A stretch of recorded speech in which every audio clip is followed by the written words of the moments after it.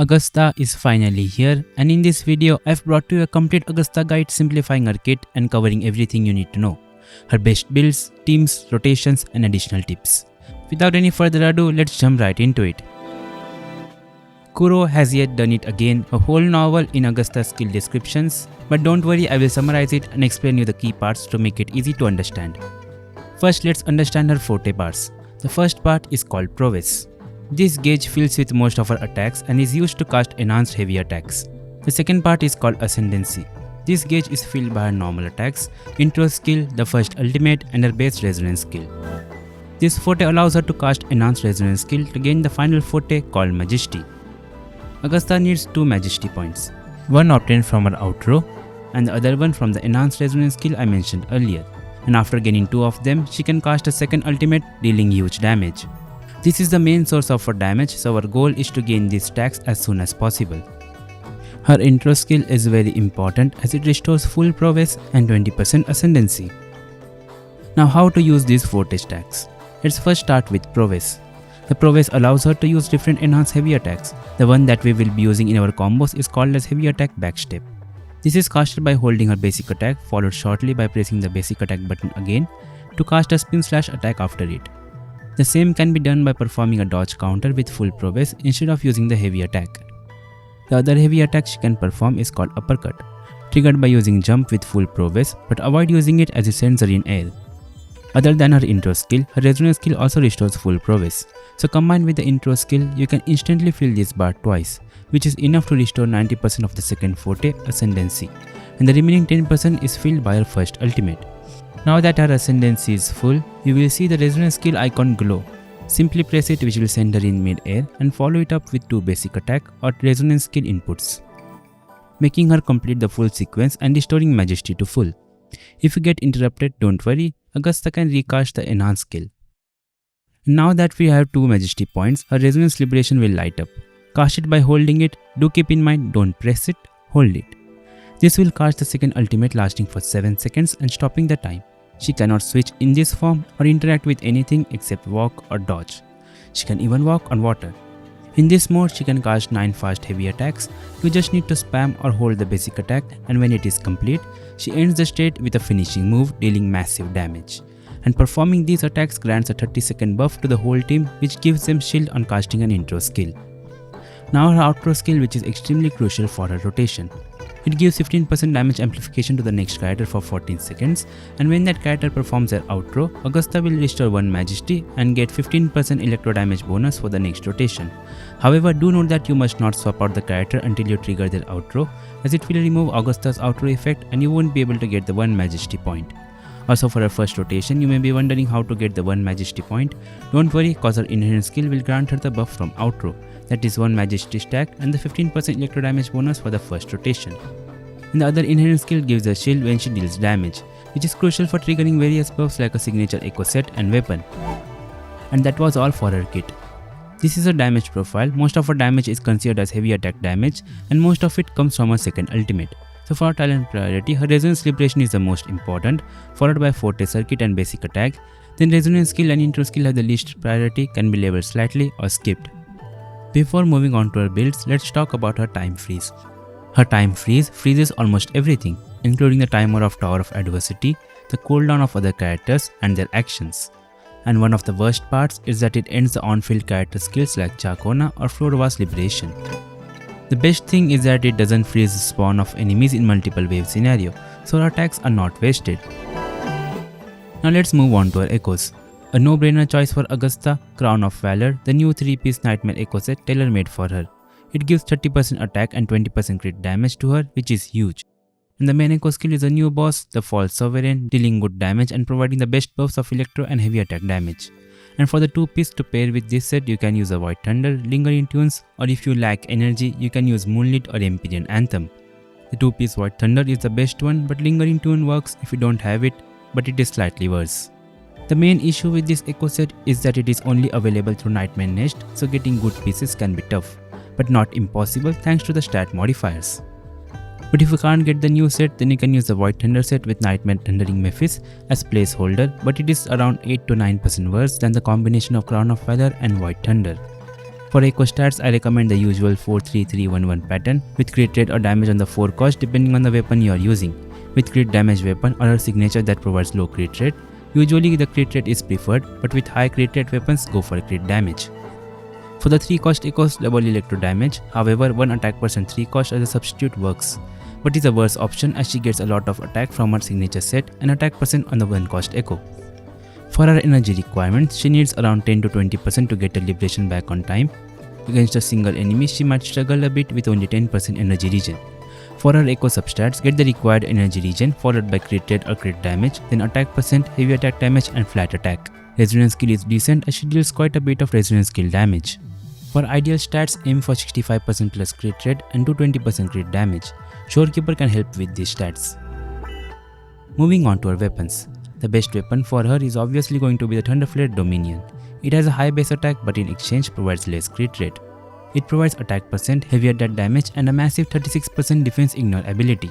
However, if you have the very first limited weapon, the Verdant Summit, then you don't need Augusta's signature as this weapon is phenomenal on her, giving close performances to her signature thanks to the 12% damage bonus, easy to achieve 48% heavy attack damage bonus and naturally high stats. The next option is Ages of Harvest, Jinx's signature. It is great on Augusta thanks to its high stats, and the resonance skill damage is not wasted on Augusta as she can deal quite a bit of it. Lupa's signature Wildfire Mark will be the next option, works only as a stat stick as its passive is useless on Augusta. It does buff Morthephis damage. The standard banner weapon Lustrous Razor is the best F2P option, providing a lot of attack and energy regen. For 4 stars, the best one is the Aureate Zenith, providing crit damage stats and a good amount of heavy attack damage going up to 34.5% with R5. However, it suffers from low base attack as a 4 star. The other BP weapon, Autumn Trace, is also a close option to Aureate Zenith. Aside from them, the other options include the Waning Red Shift and the Helios Cleaver. If none of them is available, then the Mediations of Mercy is the last resort as a craftable F2P option. Moving on to our team comps. Augusta deals mostly heavy attack damage, so the character that gives the highest buff for it and her best support is Yuno, giving massive 50% heavy attack damage amplifier and other utilities which I will cover in a different video.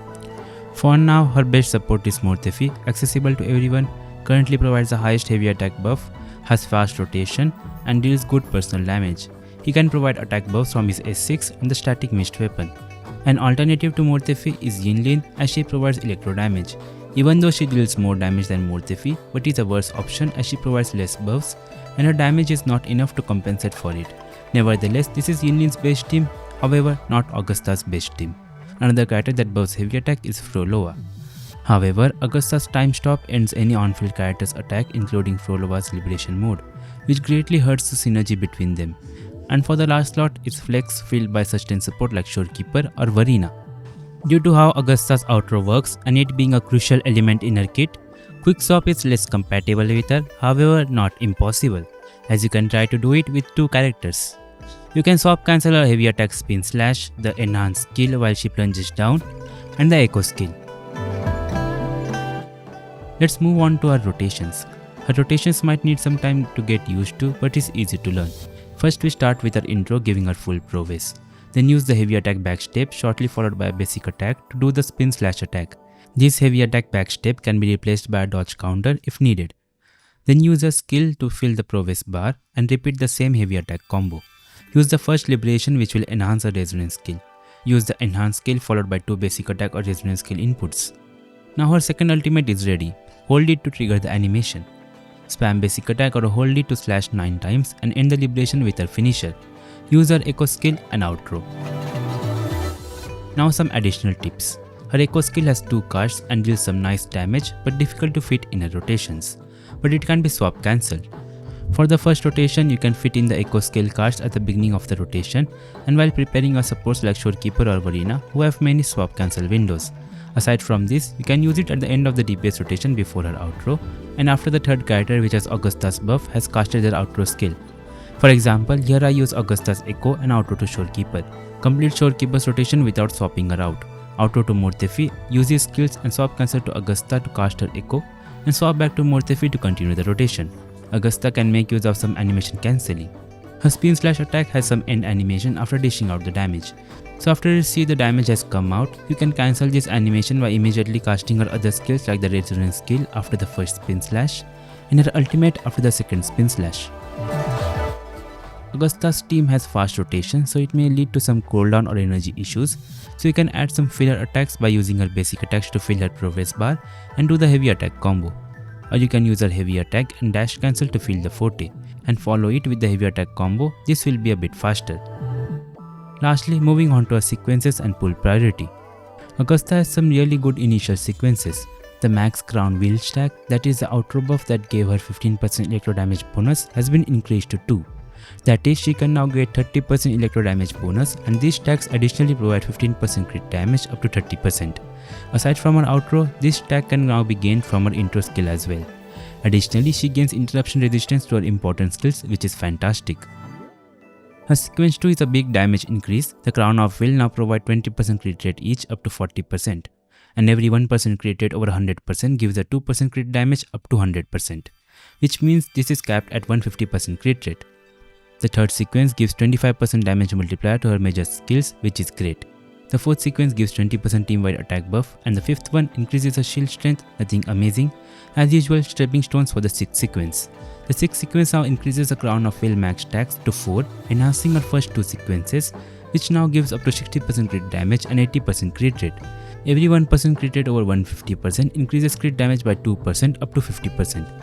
She now gains 2 crown of will stacks from her enhanced heavy attack, and casting the enhanced heavy attack triggers another instance of damage, considered as heavy attack damage.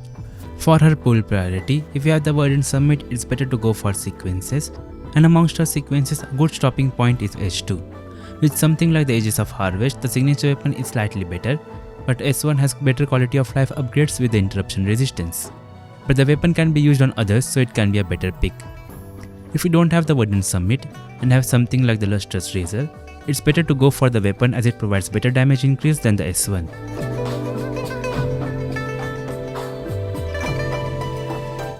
And so overall, Augusta has gained a place in meta thanks to her ridiculously high damage output even with the standard weapon. What makes it better is that she can achieve this place with a 4-star character more thiffy and doesn't need the premium units. She can provide shield helping with sustainability and entirely stops the timer, which is great for endgame contents.